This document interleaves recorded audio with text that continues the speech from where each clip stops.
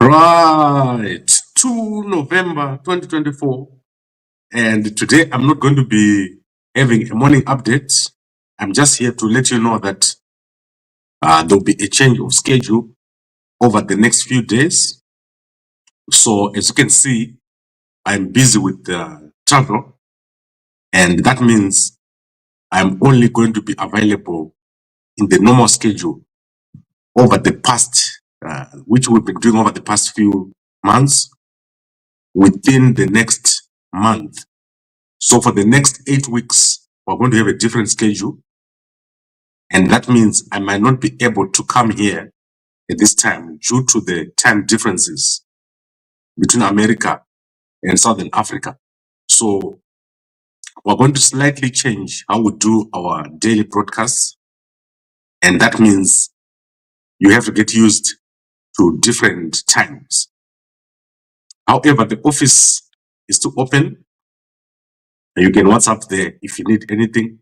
So for all the guys who need the orders, machinda, you're safe. So this is basically important because I obviously can't maintain what I've been doing over the past year, which is to stream every day by myself. We need to make the team bigger, and we need to make this more consistent with more people now on social media in Zimbabwe, people who are coming from the rural areas. So if you see my broadcasts, they used to have 10,000 views, then they went to 20,000 views, then they went to 100,000 views. So if you go to TikTok, daily now we have over 50,000 views. And if you go to YouTube, daily we've got over 30,000 views. That is on a daily basis, sometimes 60,000 views on the new video. I'm not talking about the old videos. So with a bigger audience in Zimbabwe, a lot of people have come on social media, and we need to cater for these people with a proper media house. Our country is on the verge of a major change. And this is because younger people who are in the rural areas are starting to consume content.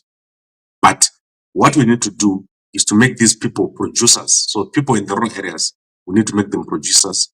And I'm going to make sure that we do that. Gambakwe Media is obviously the place that is supposed to make that change, to make people producers. But let me go now to what has happened very quickly. The new president of Botswana has been sworn in.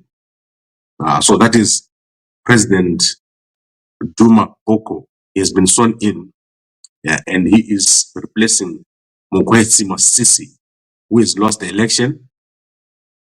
And the new president of Botswana is very popular. He's loved across the whole country. And he is the kind of man that will probably transform Botswana.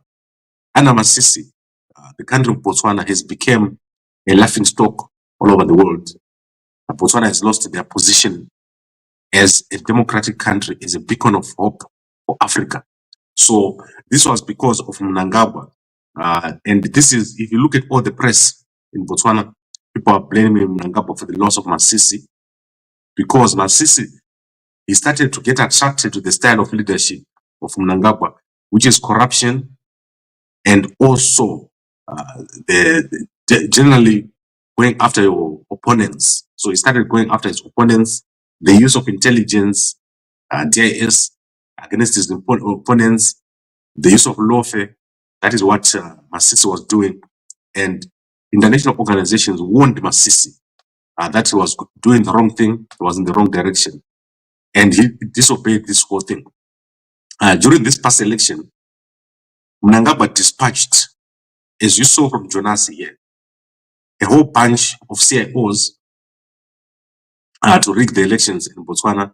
They failed to rig the elections in Botswana, and the people of Botswana were furious that Mnangagwa had sent these people into Botswana. So the loss of Masisi has been attributed to the actions of Mnangagwa. Mnangagwa is to blame for what has happened to Masisi, and Masisi is now going to go down as a president that failed to win this election. So he came into office in 2018, but he has failed to take over for this term. He has lost the elections.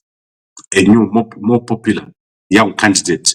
So this is shocking for ZANU-PF. ZANU-PF has lost influence, and they will never do this again. You can be assured that no president is going to allow Mnangagwa to come and pretend that he can win elections for them. So this is purely Mnangagwa who has lost the elections for Masisi, and Masisi is to blame what he did, which is to trust Mnangagwa.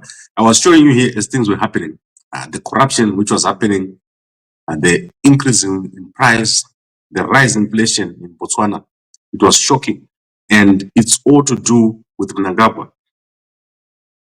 Mnangagwa is bad for this region.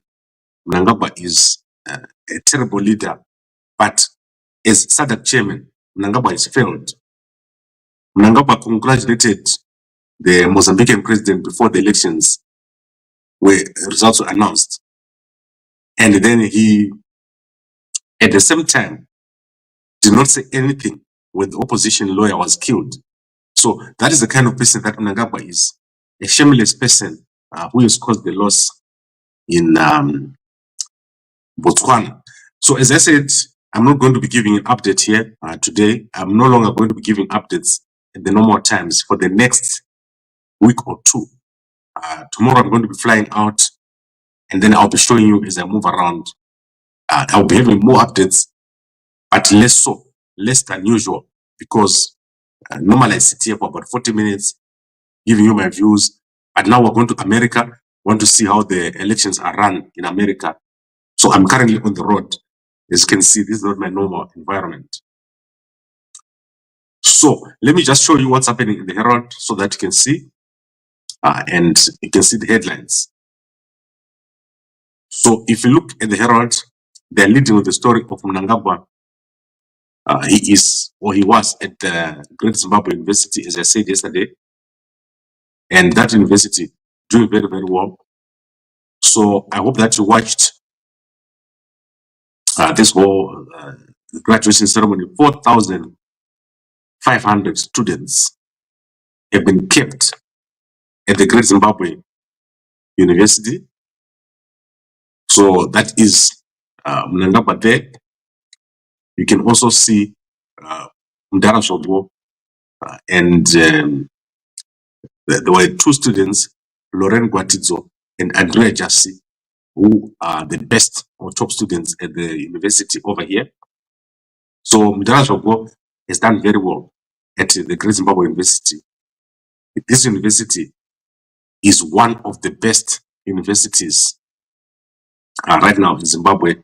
They have transformed it using systems. So if you go into their systems, you'll see that the Great Zimbabwe University has done very, very well. And a vice chancellor can make a big difference in a university. And this is what this man has done. I don't know him personally, and I haven't even watched him speak. So I'm going to go and watch. I've been very busy doing other stuff. As I said, this week, I've been traveling. Then looking at the story of Air Marshal, retired Air Marshal Moyo. Vice President Chiwenga has visited AFZ commander to assess his condition and to convey his best wishes. Chiwenga said the distinguished Moyo is a significant military figure, and he said government is confident in his recovery and remains committed to supporting him while he recuperates. So he said a lot here, and I'm going to ask the guys to read out what Chiwenga said about retired Air Marshal Moyo. As I said, he was not at Harare Hospital. He was airlifted to Manyami Air Base and then to the hospital for specialist medical care. So this is what the last information I had was, that he was at Manyami Air Base. So this is the truth, not the lies that were being circulated by the police. The police in Zimbabwe are always lying. I don't know why. Like, if someone is sent to Banyame, just say he's sent to Banyame. Don't say he was sent to Harare Hospital. So this is what has happened. Air Marshal retired also Moyo is in stable condition But this is not the last time that you see a general achibatwa se ishwa. This is going to be happening for a very, very long time. My general Argupera, someone is taking them out, and it's going to be, let's see what happens, how they react to all this. Then we obviously have an amazing weekend. So Tonderai Ndiraya is the coach of Zimbabwe. He's done very, very well. And this weekend is going to be facing Caps United. And then next week they're going to be facing Dynamos. This is their last 2 matches. And they're 6 points ahead. So Tonderai Ndiraya, very, very good season that he's had as the coach of Zimbabwe. And we look forward to something amazing. Maybe they can make him a national team coach next if he wins this season. So we are seeing that the former group of players are now coaches, and they're doing very, very well. So Zimbabwe has done very, very well, and I hope that they win this league. And I'll be updating you guys as things go. So as I said, I'm traveling to the United States, and as you can see right now, my office is already empty. I'm already on the road, and what we're going to do is I'll be giving more updates, but now we focus on the American election. We want to see how Kamala Harris is going to do. We want to see how Trump is going to do. The way I see it, this is going to be the closest election ever. And I'll be showing you guys over there. I'm accredited, so I'll be officially on the program over there in the United States of America. As I said, all your support has made Gambakwe Media well-known worldwide. We're now an international, well-known, Gambakwe is well-known internationally. The Kanazushinzi, vanhu Zimbabwe danani. Gambakwe is right there in America, is known, very, very well-known within America. But what I want us to do is I want us to fix our country. I want our country to become a pride. I want our country to be connected. So our country right now is a mess. Things are not connected. If you're in Harare, you are not connected to Bulawayo. If you're in Bulawayo, you're not connected to Victoria Falls. What we want is a country where you are connected with the high speed. And that is the only way people can come home. So coming home is going to be very, very important for our people. So Nguma Peter Tosh, very, very important for our people to come back home, because Zimbabwe has got everything, but we've got our people living in different countries. In America, living in little flats. In UK, living on welfare. In UK, living in council housing. When you can be a king in your own country with your own land, living with your relatives, visiting Victoria Falls, visiting Nyanga. Right now, our people are working 12 hours, 18-hour shifts, and at the end of the day, they've got nothing to show for it. So we need to convert our country into a successful first world country, and this can only be done by high-speed rail. So next year, 2025, high-speed rail, planned cities, tourist-based economy, 2 houses for each soldier. That is what will be based on, so that our country can do well. And I promise that if this thing that we're talking about goes well, you are going to see an inauguration of a new president in our country. Look what is happening in Botswana. The guys in Botswana are celebrating right now. Did we not help them? We helped the guys in Botswana a lot. Jonasi was over in Botswana, doing very, very well. Young Jonasi, I'm very proud of what Jonasi has done. He has turned out to be an asset. He went to Botswana. He assisted the opposition parties over there in Botswana with the intelligence, with the logistic support. So that Jonas that you used to know is now changed. He is an international person now. He goes around and he uses this information that he's got to assist. So amazing stuff. Jonasi, Trashy Jonasi, making people proud in Botswana and revealing all the plans of ZANU-PF over there. And the opposition, they listened to Jonasi. They did not leave the police stations, and they made sure that when the votes were counted, they were well aware. They demonstrated against Mnangagwa, and the CIOs were in a certain hotel in Botswana, and the team became ineffective. So very, very well done, Tinashe Jonasi. And then obviously there's another election in Zimbabwe, and Chamisa is starting to field candidates. You can see that the independents are also there. On the 30th of November, we've got Victoria Force, and we also have Bindura Roads Council. So those are the by-elections that are going to be over there. So I would like to thank you for watching, and I'll be back tonight, still on the road, but I'll be back tonight with an update. Then I'll start showing you the different countries where I'm going to go to. I'm going to show you Kenya. I'm going to show you New York. I'm going to show you Washington. I'm going to probably go to the border. So let's see what happens. These are the important issues in the elections in the United States. And I'm going to be setting up some meetings, maybe virtual, maybe in person, so that we have a chapter for homecoming in America. And then we'll move to China. I'm going to go to China to look at high-speed drill. I'm going to go to the UK to meet Zimbabweans over there. We need to make our country a pride, and it's only us who can do it. And if you want to order your mumve, do not buy the wrong stuff. WhatsApp that number. The guys in my office are going to make sure that you get to the correct supplier. Do not eat the stuff that you do not know. Those are the guys who are sponsoring my trip right now to the United States. They're helping us, the manufacturer over there.